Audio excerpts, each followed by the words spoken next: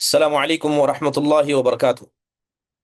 الحمد لله رب العالمين، والصلاة والسلام على سيد الأنبياء والمرسلين نبينا محمد وعلى آله وصحبه أجمعين، أما بعد. يقول الله سبحانه وتعالى: ولئن سألتهم ليقولن إنما كنا نخوض ونلعب قل أبالله وآياته ورسوله كنتم تستهزئون. محترم اور معزز حاضرین و حاضرات، الحمدللہ عقیدے کے اور ایک نئے درس میں ہم لوگ سب شریک ہیں۔ اللہ سے دعا ہے کہ اللہ تبارک و تعالی ہم سب کو اخلاص و ایمان۔ میں نے آیت کریمہ پڑھی، اللہ سبحانہ و تعالیٰ نے اس کے اندر ایک اہم باب کی طرف اشارہ کیا ہے۔ میں اسکرین شیئر کروں گا، آپ میں سے کوئی ایک پڑھیں، اس کے بعد انشاءاللہ تعالی بقیہ باتوں ذکر کرتے ہیں۔ اکمل ناز، بسم اللہ۔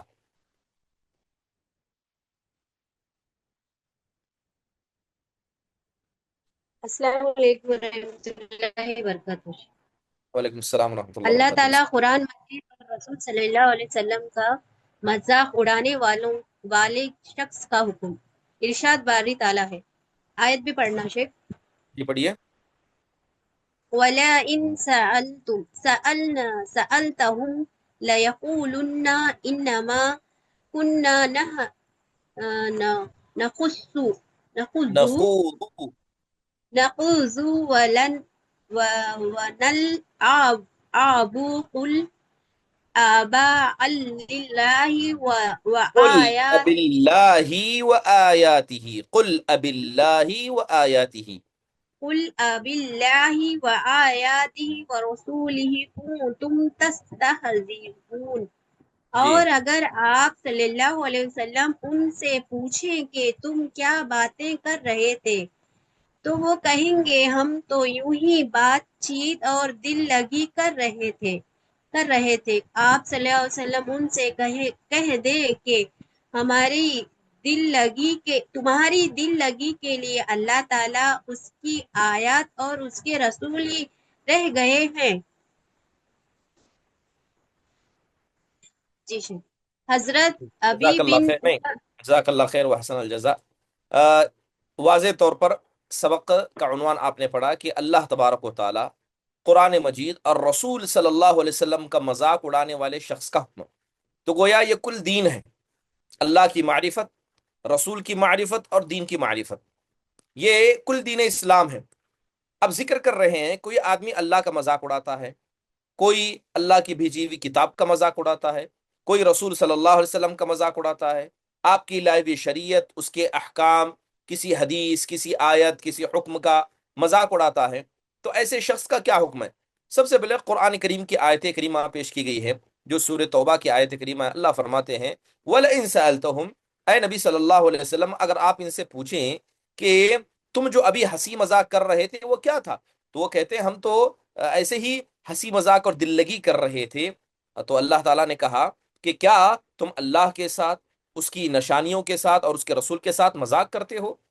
اب ہوا یہ، جیسے کہ یہاں ہے کہ حضرت ابن عمر، محمد ابن کعب، زید بن اسلم اور قتادہ رضی اللہ رحمہم اللہ جميعا سے روایت ہے۔ ان سب کی روایت آپس میں مل گئی ہیں، ان کے الفاظ ذرا مختلف ہیں لیکن مفہوم ایک ہے۔ غزوہ تبوک میں ایک منافق نے کہا کہ ہم نے پیٹ کے پجاری، زبان کے جھوٹے اور میدان جنگ میں سب سے زیادہ بزدل ان علم والوں سے بڑھ کر کسی اور کو نہیں دیکھا ہے۔ اس کی مراد رسول اللہ صلی اللہ علیہ وسلم اور آپ کے قراء صحابہ تھے، ٹھیک ہے۔ عوف بن مالک رضی اللہ عنہ نے اسے کہا تو جھوٹا ہے اور پکا منافق ہے، میں تمہاری بات نبی صلی اللہ علیہ وسلم کو ضرور بتاؤں گا۔ چنانچہ حضرت عوف بن مالک رضی اللہ عنہ نے بتانے کی غرض سے آپ کے پاس گئے، مگر ان کے آنے سے پہلے وحی نازل ہو چکی تھی۔ وہ منافق بھی آپ کی خدمت میں آئے، معذرت کرنے کے لیے آئے، تو آپ صلی اللہ علیہ وسلم اونٹنی پر سوار ہو کر روانہ ہو چکے تھے۔ وہ بولا یا رسول اللہ، ہم لوگ تو محض دل بہلانے کے لیے آپس میں بات چیت اور سواریوں سی باتیں کر رہے تھے تاکہ سفر کی مشقت طے کر سکیں، یعنی انسان کو بوریت نہ ہو۔ حضرت عبداللہ بن عمر رضی اللہ عنہ فرماتے ہیں وہ منظر اب بھی میرے سامنے ہے، گویا وہ شخص آپ کی اونٹنی کے کجاوے کی رسی کے ساتھ چمٹا ہوا ہے اور پتھر اس کے پاؤں راستے ہٹا رہے تھے، یعنی پتھر زمین پر لٹک رہے تھے، اور وہ کہہ رہا تھا ہم تو محض بات چیت اور دل لگی کر رہے تھے۔ رسول اللہ صلی اللہ علیہ وسلم نے فرمایا اب اللہ و آیاتہ و رسولہ کنتم تستہزئون لا تعتذروا قد کفرتم بعد ایمانکم، کیا تم اللہ، اس کی آیات اور اس کے رسول سے ہنسی مذاق کرتے ہو؟ تم نے ایمان لانے کے بعد یہ کہہ کر کفر کا ارتکاب کیا ہے، چنانچہ آپ نہ تو اس کی طرف التفا فرمائیے اور نہ ہی اس پر کسی قسم کی مزید کرم فرمائی کیجیے۔ اب یہاں پر کچھ بہت ساری بنیادی باتیں ہمارے سامنے جڑی ہیں۔ اس سے بڑا مسئلہ یہ ثابت ہوتا ہے کہ جو شخص رسول اکرم صلی اللہ علیہ وسلم یا صحابہ اکرام کا مذاق اڑائے وہ کافر ہے۔ دوسری بات، جو بھی ایسی بات کرے خواہ کوئی ہو، اس پر کوئی آیت کی روشنی میں کفر کا حکم لگایا جا سکتا ہے۔ چغلی اور اللہ تبارک و تعالیٰ اس کے رسول کے لیے نصیحت اور خرقائی کرنے میں فرق ہوتا ہے۔ اللہ تعالیٰ کی پسندیدہ چیز عفو و درگزر اور اللہ کے دشمنوں کے ساتھ سختی میں پیش آنے میں یہی فرق ہے۔ بعض عذر اللہ تعالیٰ کے یہاں ناقابل قبول ہوتے ہیں۔ چلیے بنیادی طور پر میں آپ کے سامنے سمجھا دوں کہ ان لوگوں نے، خاص کر جس منافق نے یہ بات کہی تھی، اس نے صحابہ کا مذاق اڑایا۔ کیا کہا کہ یہ کھانے کے اعتبار سے پیٹو ہیں، زبان کے جھوٹے ہیں، اور جب میدان میں لڑنے کی باری آئی یہ بہت بزدل ہے۔ اور وہ یہ بات کس سے کہہ رہا تھا؟ صحابہ کے بارے میں کہہ رہا تھا۔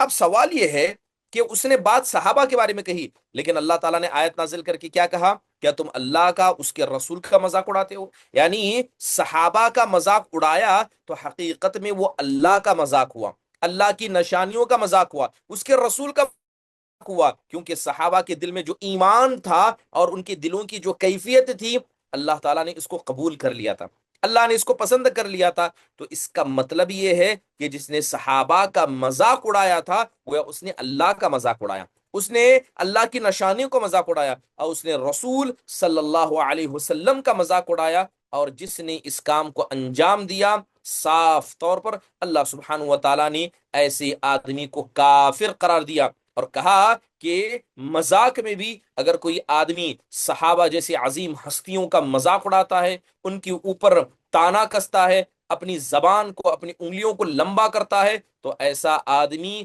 اپنے ایمان کو غارت کرتا ہے، بلکہ حقیقت میں اس نے اپنے ایمان کو برباد کر لیا، اب اس کے پاس سوائے کفر کے کچھ بچا نہیں۔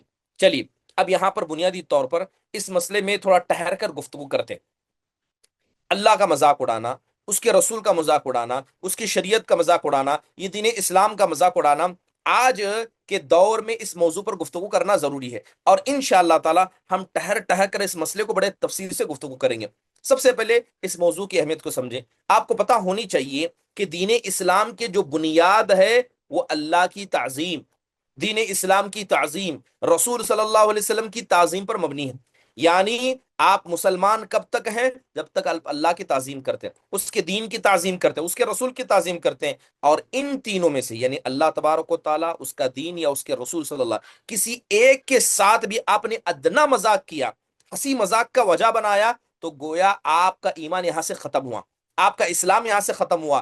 بلکہ علامہ ابن تیمیہ رحمہ اللہ فرماتے ہیں وَمَنِ اسْتَخَفَّ وَاسْتَهْزَأَ بِقَلْبِهِ امْتَنَعَ أَن يَكُونَ مُنْقَادًا لِأَمْرِهِ فَإِنَّ الْإِنْقِيَادُ إِجْلَالٌ وَإِكْرَامٌ وَالْإِسْتِخْفَافُ إِهَانَةٌ وَإِضْلَالٌ وَهَذَانِ ضِدَّانِ فَمَتَى حَصَلَ فِي الْقَلْبِ أَحَدُهُمَا انتفى الآخر فعلم أن الاستخفاف والاستهانة به ينافي الإيمان منافاة الضد للضد۔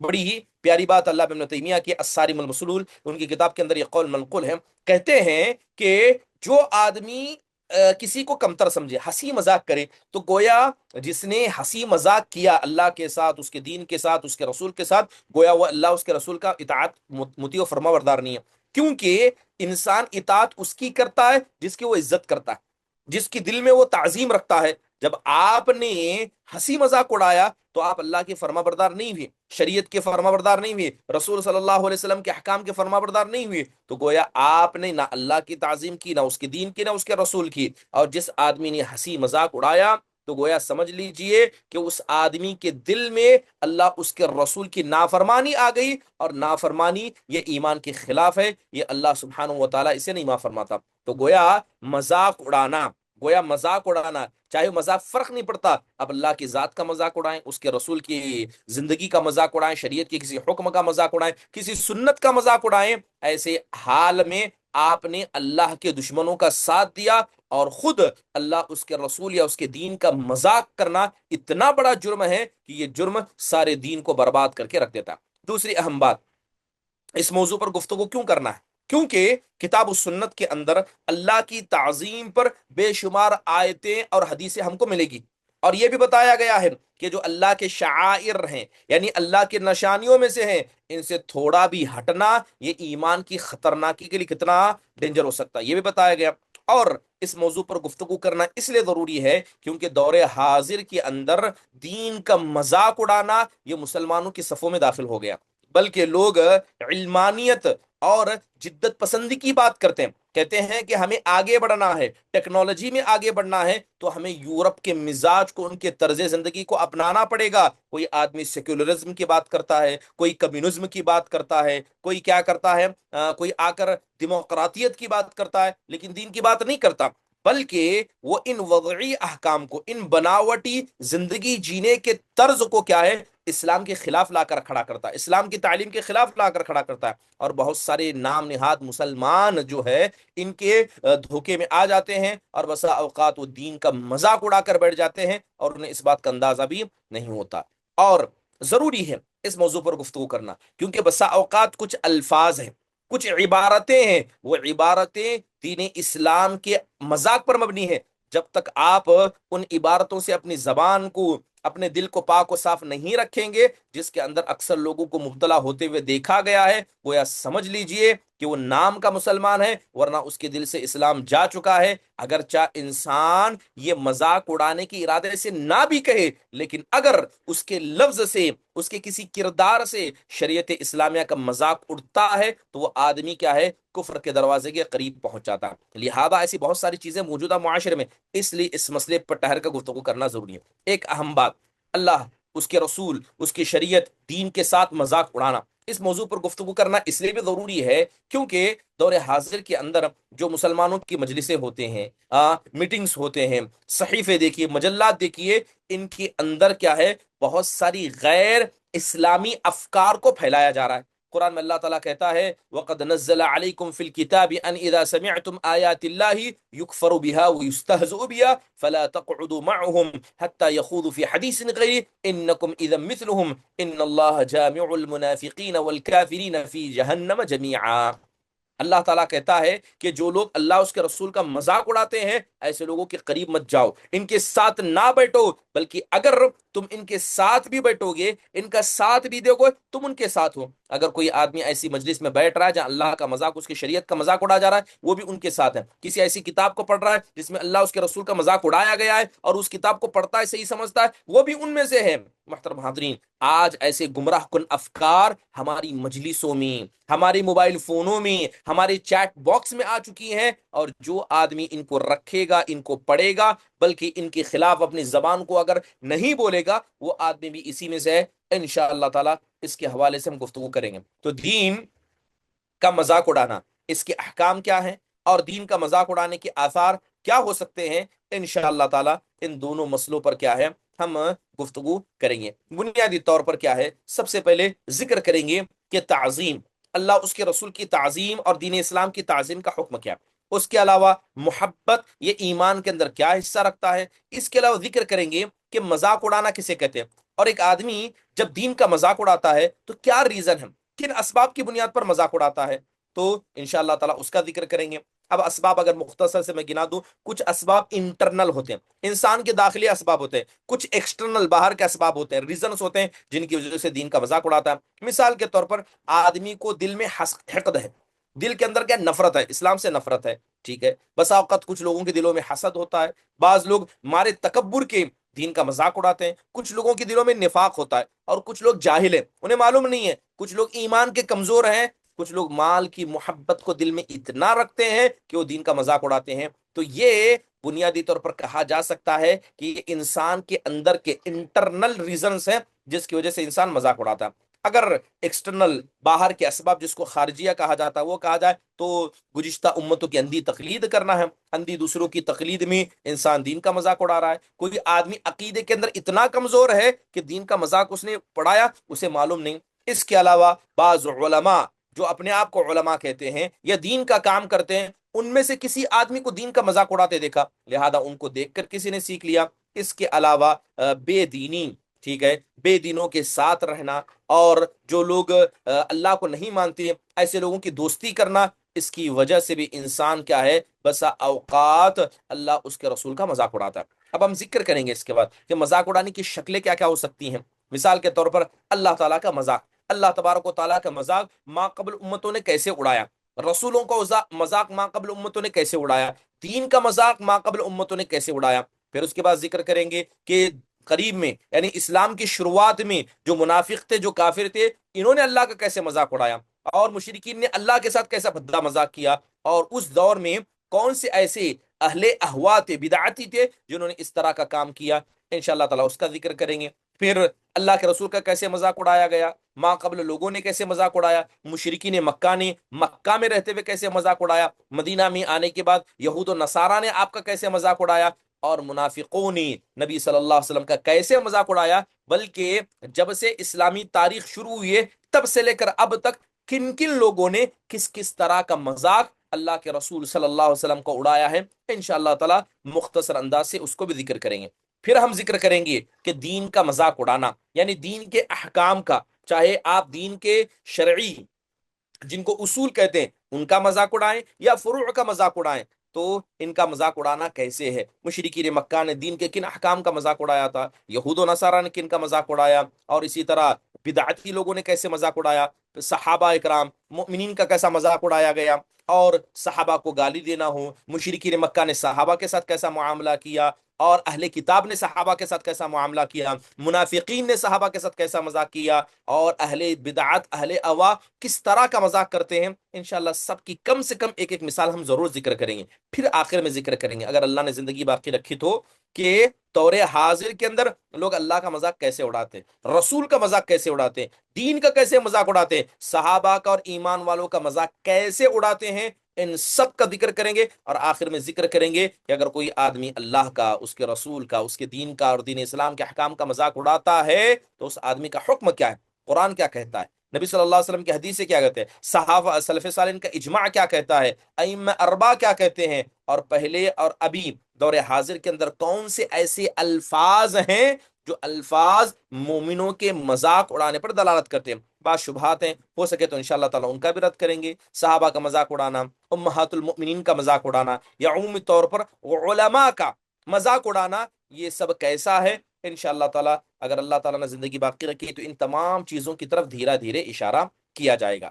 پھر ہو سکے تو بتایا جائے گا کہ اگر کوئی آدمی دین کا مذاق اڑاتا ہے تو کیا وہ اسلام سے خارج ہو جاتا ہے، اللہ تعالیٰ دنیا میں ایسے لوگوں کو کیسی سزا دیتا ہے، آخرت میں کیسی سزا دے گا، اس کا بھی انشاءاللہ تعالیٰ ذکر کریں گے۔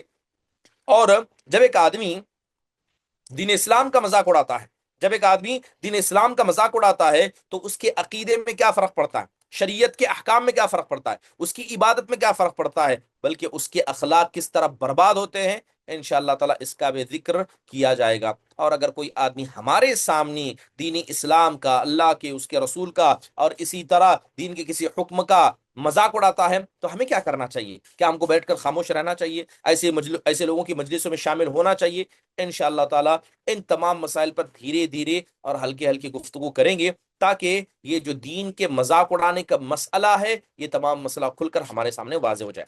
چلیے اب شروع سے شروع کرتے ہیں۔ جیسے میں نے سب سے پہلے کہا کہ ہم ذکر کریں گے اللہ تبارک و تعالیٰ کی تعظیم کا۔ جیسے میں نے بتایا کہ دین اسلام کی بنیاد، بیسمنٹ ہی تعظیم ہے۔ آپ اللہ پر ایمان رکھتے ہیں، اس سے پہلے ضروری ہے کہ آپ اللہ کی تعظیم کرتے ہو، اس کے رسول کی تعظیم کرتے ہو، اس کی شریعت کے احکام کی تعظیم کرتے ہو۔ بات اگر اللہ تعالیٰ کی تعظیم کی کہیں تو یاد رکھیے ہر ایمان والے کے دل میں اللہ کی عظمت، اس کی بڑائی، اس کی کبریائی، کہ وہ ہمارا خالق ہے، وہ مالک ہے، مدبر ہے، متصرف ہے، تو اللہ کی تعظیم اور اللہ کی قدر ہر انسان کے دل میں ہونی چاہیے۔ اللہ کہتا ہے الا لہ الخلق والامر تبارک اللہ رب العالمین، جان لو کہ اللہ ہی تمام چیزوں کا خالق ہے، اسی کے ہاتھ میں تمام معاملات کی باغ دوڑ ہے۔ تبارک اللہ رب العالمین، وہی اللہ برکت والا ہے جو سارے جہانوں کا رب ہے۔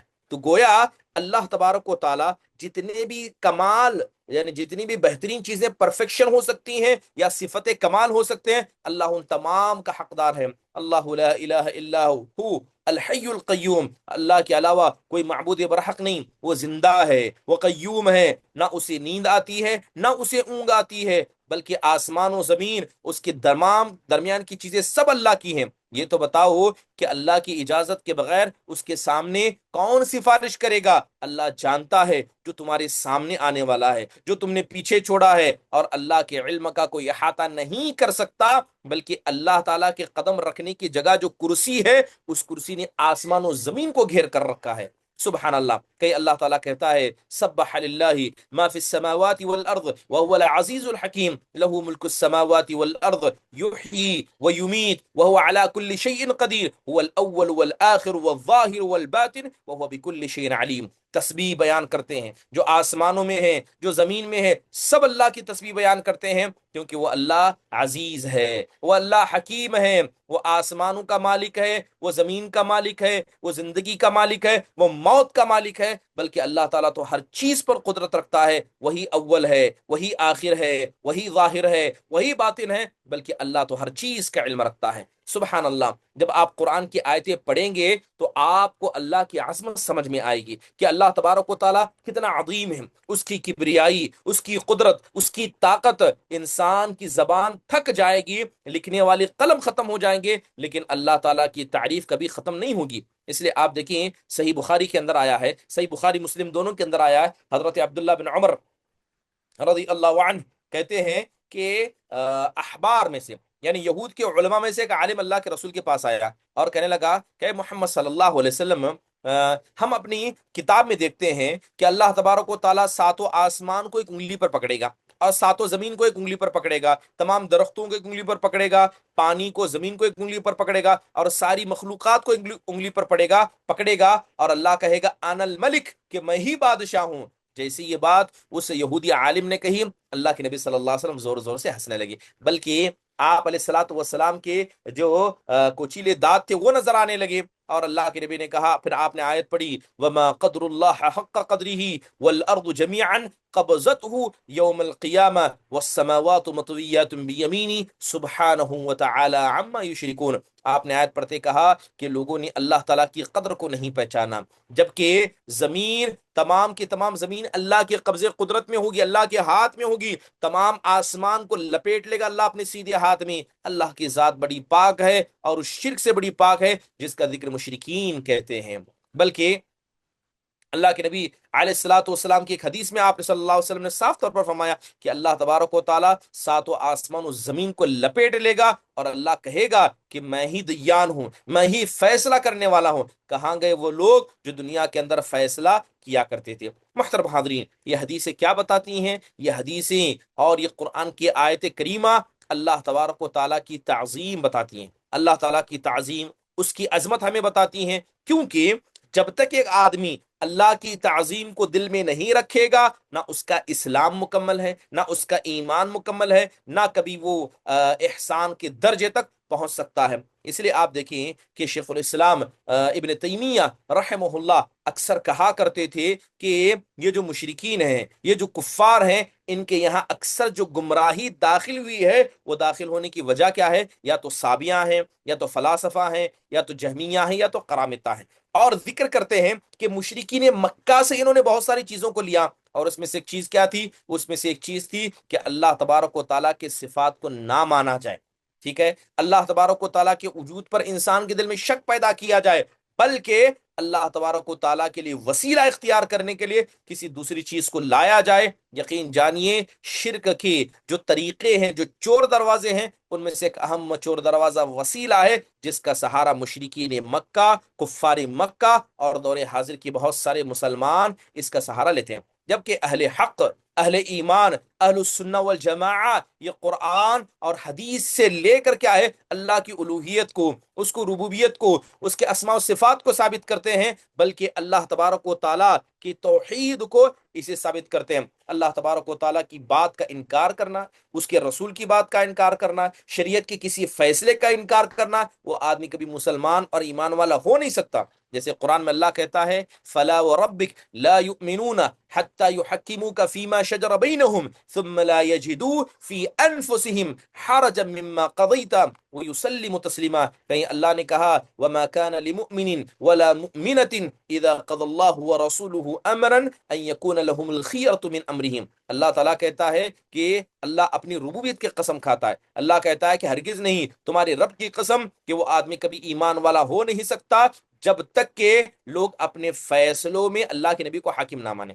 ٹھیک ہے، یحکموک فیما شجر بینہم، یعنی اختلافات میں آپ کے فیصلے کو نہ مانے، اور جب آپ فیصلہ کر دیں اپنے دلوں کے اندر ادنا کسی خارش کو بھی نہ کریں، بلکہ اللہ کے نبی صلی اللہ علیہ وسلم کے فیصلے کو مانیں۔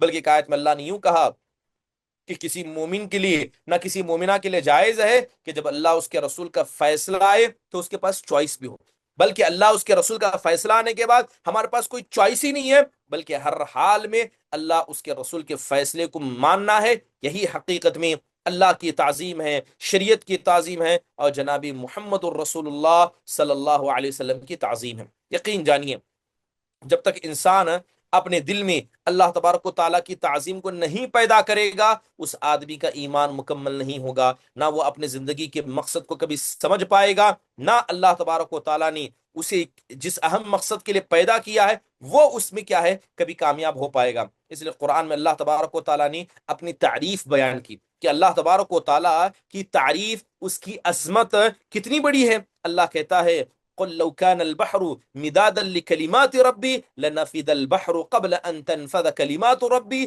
ولو جئنا بمثله مددا۔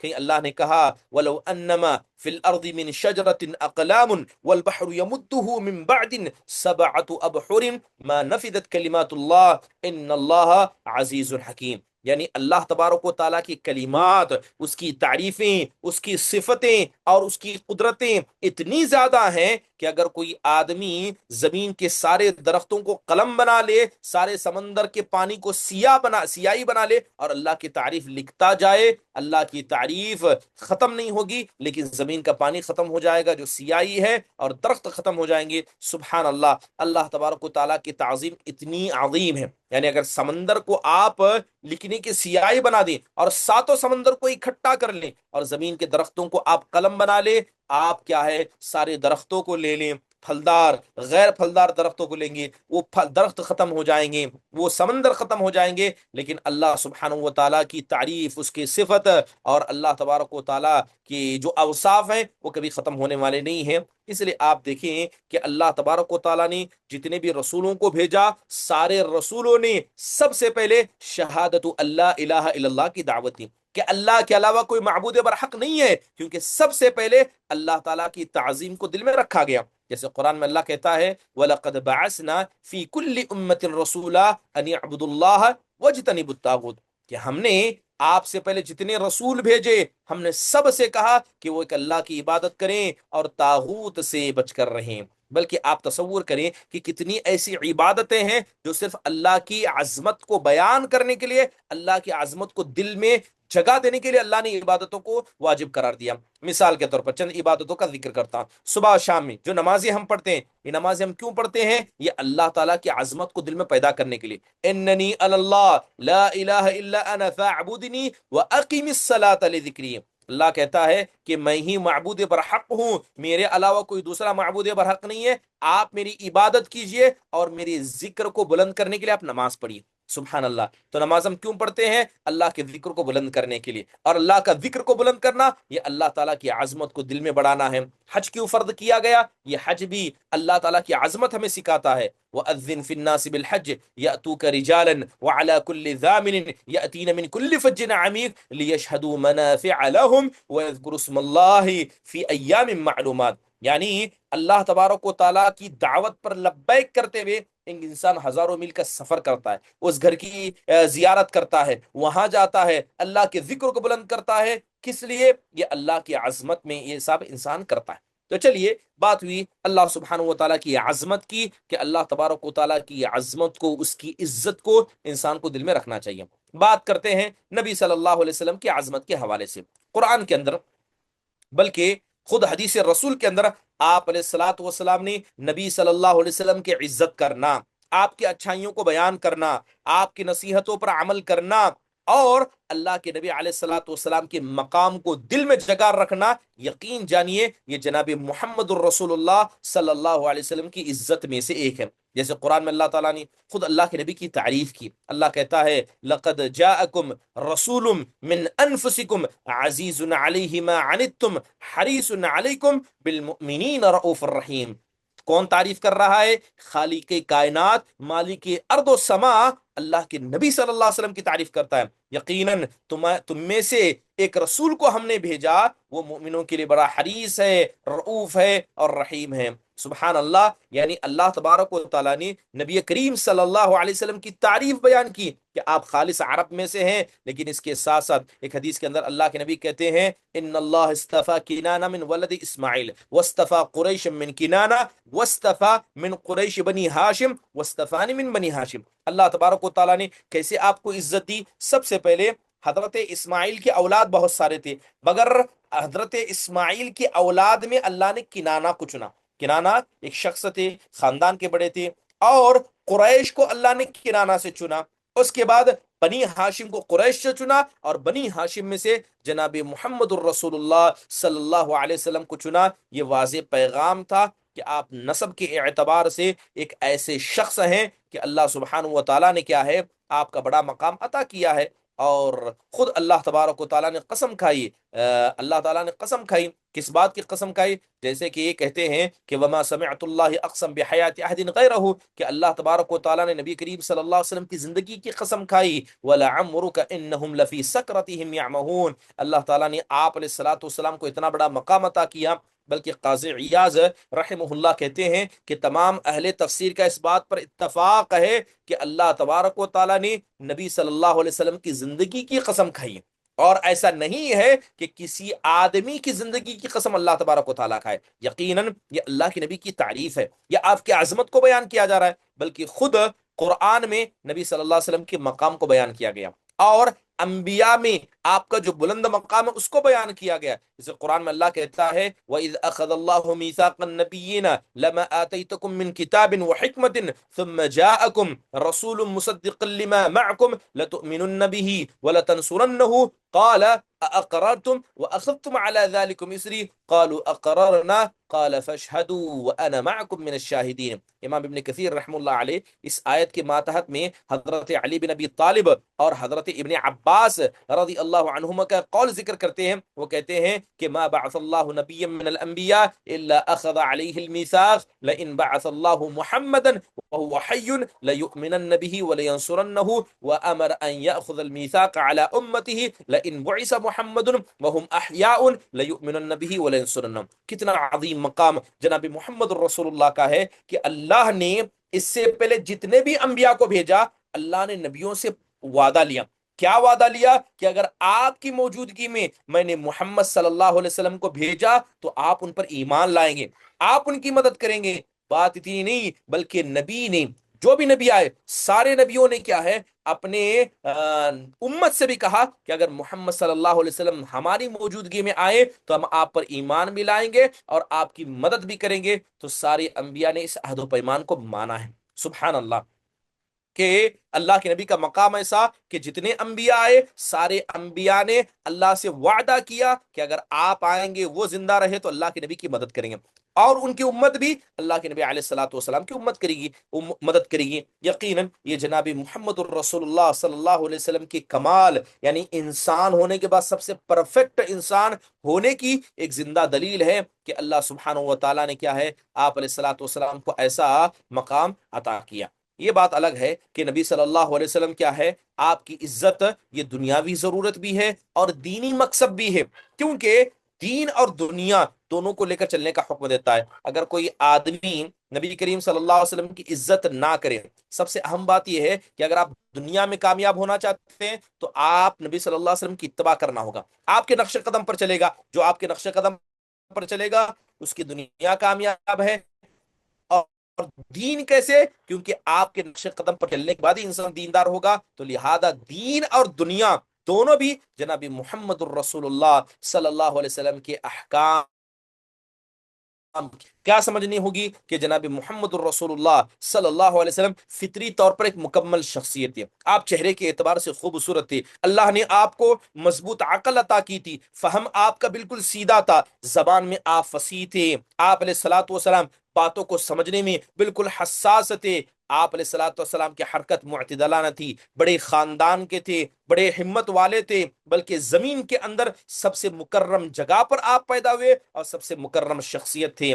بلکہ آپ دیکھیں کہ نبی صلی اللہ علیہ وسلم کا کھانا ہو، آپ کا پینا ہو، آپ کا کپڑا ہو، آپ کا گھر ہو، آپ کی شادیاں ہو، آپ کا مال ہو، آپ کی زندگی ہو، یہ سب کا سب اللہ سبحانہ و تعالیٰ کے لیے وقف تھا۔ اور یقین جانیے آپ علیہ الصلوۃ والسلام کے اخلاق علیہ، دین کے مسئلے میں آپ کے آداب، آپ کا علم، آپ کی بردباری، آپ صلی اللہ علیہ وسلم کا صبر، آپ کا شکر، آپ کا عدل، آپ کا تواضع، آپ کی عاجزی، آپ کی معافی، آپ کی بہادری، آپ کی حیا، آپ کی خاموشی، آپ کی وقار، آپ کی رحمت، بلکہ اللہ کے نبی صلی اللہ علیہ وسلم کا حسن تعامل اپنے لوگوں کے ساتھ، غیروں کے ساتھ، یقین جانیے یہ امت مسلمہ کے لیے ایک عظیم سبق ہے۔ اس لیے تو اللہ نے کہا کہ لقد كان لكم فی رسول اللہ اسوۃ الحسنہ، نبی کی ساری زندگی تم سب کے لیے نمونہ ہے۔ یقین جانیے نبی کریم صلی اللہ علیہ وسلم جیسا اعلیٰ اخلاق والا شخص نہ دنیا میں کوئی آیا ہے، نہ کبھی آئے گا، نہ آپ سے بڑا نسب کسی کا تھا، نہ کبھی ہوگا۔ اور اسی لیے اللہ تبارک و تعالیٰ نے آپ کو نبوت سے نوازا، آپ کو رسالت سے نوازا، اللہ نے اپنی محبت کا اظہار کیا، اللہ تعالیٰ نے لوگوں کو احکام یعنی انبیاء کا احکام زمین پر دیے، لیکن آپ کو آسمان پر بلایا گیا، اسراء و معراج کرائے گی، اللہ نے آپ کو قریب کیا، آپ شفاعت کریں گے، آپ علیہ الصلوۃ والسلام کی شفاعت سنی جائے گی، آپ کا مقام اللہ کے نزدیک بلند ہے، مقام محمود آپ کو عطا کیا گیا۔ یقین جانیے شریعت اسلامیہ کے اندر جناب محمد الرسول اللہ صلی اللہ علیہ وسلم کی تعظیم پر جتنی حدیثیں، جتنی آیتیں آپ کو مل جائیں گی، وہ ایک انسان کے لیے کافی ہے کہ انسان کے دل میں نبی کریم صلی اللہ علیہ وسلم کی عزت اور اس کی توقیر پیدا ہو جائے۔ اِنَّا أَرْسَلْنَاكَ شَاهِدًا وَمُبَشِّرًا وَنَذِيرًا لِتُؤْمِنُوا بِاللَّهِ وَرَسُولِهِ وَتُعَزِّرُوهُ وَتُوَقِّرُوهُ وَتُسَبِّحُوهُ بُكْرَةً وَأَصِيلًا۔ اللہ تعالیٰ کہتا ہے کہ ہم نے آپ کو گواہ بنا کر بھیجا ہے، ہم نے آپ کو خوشخبری دینے والا، ڈرانے والا بنا کر بھیجا ہے، تاکہ یہ آپ پر ایمان لائیں، اللہ پر ایمان لائیں، اس کے رسول پر ایمان لائیں، آپ کی عزت کرے، آپ کی توقیر کرے اور آپ کا ساتھ دیں، تاکہ وہ صبح شام مل کر اللہ سبحانہ و تعالیٰ کی تسبیح کو بیان کرے۔ محترم حاضرین، یقین جانیے کوئی بھی آدمی نہ ایمان والا ہو سکتا ہے، نہ اس کا ایمان مکمل ہو سکتا ہے جب تک کہ وہ اپنی زندگی سے زیادہ، اپنی اولاد سے زیادہ، اپنے کماوی مال سے زیادہ جناب محمد الرسول اللہ صلی اللہ علیہ وسلم سے محبت کو نہ رکھے۔ اور آپ کی یہ محبت کیا انسان کو آپ کا مذاق اڑانے کا راستہ بھی دے گی؟ جب آپ کی عظمت دل میں ہوگی کہ آپ کی سنت کا کوئی مذاق اڑائے گا؟ کیا نبی صلی اللہ علیہ وسلم نے 11 شادیاں کی، 9 بیویاں ایک وقت رکھی، کیا آپ کا مذاق اس طرح انسان اڑائے گا؟ کیا آپ علیہ الصلوۃ والسلام کی شخصیت کو مذاق کا ذریعہ بنائے گا؟ کوئی بھی آدمی جو اللہ کے نبی کی عظمت کو جانتا ہے، قرآن کو پڑھتا ہے، ایسا کوئی بھی آدمی نہیں ہوگا جو شریعت اسلامیہ کے احکام میں جناب محمد الرسول اللہ صلی اللہ علیہ وسلم کا مذاق اڑائے گا۔ جب اتنی عزت، اتنی تکریم آپ کی کرنی ہے، یہ چھوڑ کر اگر کوئی آدمی آپ کی شریعت کا مذاق اڑائے، اس لیے اس انسان کا کیا ہے مقام ہے کہ وہ کفر کے دروازے کو اپنے سینے میں رکھ لیتا ہے۔ محترم حاضرین، انشاءاللہ تعالی آئندہ درس میں دینی اسلام کی تعظیم کے حوالے سے آپ کے سامنے گفتگو کی جائے گی۔ اس کے علاوہ یہ بتایا جائے گا کہ اللہ سے محبت کیسی ہونی چاہیے، نبی سے محبت کیسی ہونی چاہیے، دین اسلام کے احکام سے انسان کو محبت کیسی ہونی چاہیے۔ انشاءاللہ تعالی اللہ تبارک و تعالی ہم سب کو صحیح دین کو سمجھنے، اس پر عمل کرنے کی توفیق نصیب فرمائے۔ اقول قولی هذا واستغفر الله لي ولكم ولسائر المسلمين من كل ذنب فاستغفروا انه هو الغفور الرحیم۔ اگر کسی کے پاس کوئی سوال ہوگا تو مختصر انداز سے پوچھ لیں۔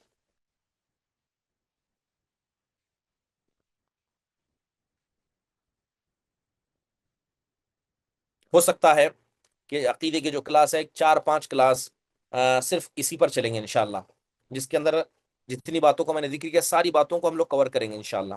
پھر اس کے بعد آگے چلتے ہیں باذن اللہ تعالیٰ. کسی کو کوئی سوال ہے؟ جی شگفتہ. جی السلام علیکم ورحمۃ اللہ وبرکاتہ. جزاکم سلام. اللہ خیر کثیر رہنمائی کے لیے.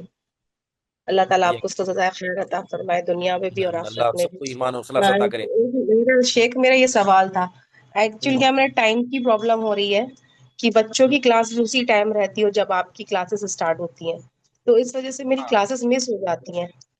حالانکہ یوٹیوب میں تو دیکھ لیتی پر وہ لائف کا جو رہتا ہے نا کہ انسان آن دا اسپاٹ کوشچن آنسر کر سکتا ہے تو وہ چیز نہیں ہو پا رہی ہے، جو کیا ڈاؤٹس ٹائم کلیئر ہونا. 10 منٹ 15 منٹ جی آگے پیچھے ہو رہا ہے؟ ٹائمنگ کا تھوڑا سا پرابلم ہے ہو رہا میرا، تو معذرت یہ چاہوں گی میں کلاس میں نہیں رہ پا رہی. اور جو آپ نے ابھی پڑھایا تو اس کی پی ڈی ایف وغیرہ مل پائیں گی کیا؟ معذرت کے ساتھ یہ چیزیں کوئی میرے پاس جمع شدہ نہیں ہے کہ میں پی ڈی ایف بتاؤں. بہت ساری چیزیں میں کیا کچھ قرآن کی آیتیں لکھ لیتا ہوں، کچھ حدیثوں کو لکھ لیتا ہوں، اس کے بعد بقیہ باتیں ایسی کوئی چیز میرے پاس ریٹن میں ہے نہیں، لیکن نہیں کوشش کروں الحمد گا للہ میں نوٹ بنا کہ لیتی ہوں یوٹیوب سے سن کے آپ کا، یہ بہت سی چیز میں یہ کرتی ہوں، میں جو کلاسز لیتی ہوں ان کے جی نوٹس بنا لیتی ہوں. لیکن پھر بھی جو بکس وغیرہ ہوتی ہے نا، جیسے اپن کو آسانی بھی اگر دعوت کا کام کرنا ہو تو بکس وغیرہ ہو انسان پوچھتا ہے کہ کس وہ تو بکس وغیرہ سے اگر اس کے مل جائے تو ہم اس کو خرید لیں یا کچھ ایسا ہو اگر نہیں پی ڈی انشاءاللہ ایف میں نہ ہو کوشش تو. کروں گا ایسی کوئی پی ڈی ایف مل جائے جس کے اندر چیزیں ہوں گی، لیکن غالباً وہ ہوں گی تو عربی میں ہوں گی، لیکن انشاءاللہ تعالیٰ ٹرانسلیشن بھی آسان ہے، میں کوشش اردو میں کروں گا نہیں انشاءاللہ ہوگی؟ ضرور. ٹھیک ہے. جی اردو میں نہیں اور ہوگی؟ وقت کے حوالے سے 10-15 منٹ آگے پیچھے سے کوئی فائدہ فرق پڑے گا کہ نہیں پڑے گا؟